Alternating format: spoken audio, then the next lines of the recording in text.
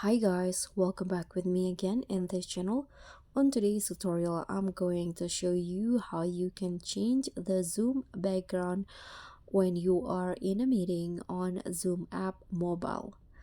So if you want to hide your ugly background when you are in meeting, you can just use the virtual background provided on Zoom mobile.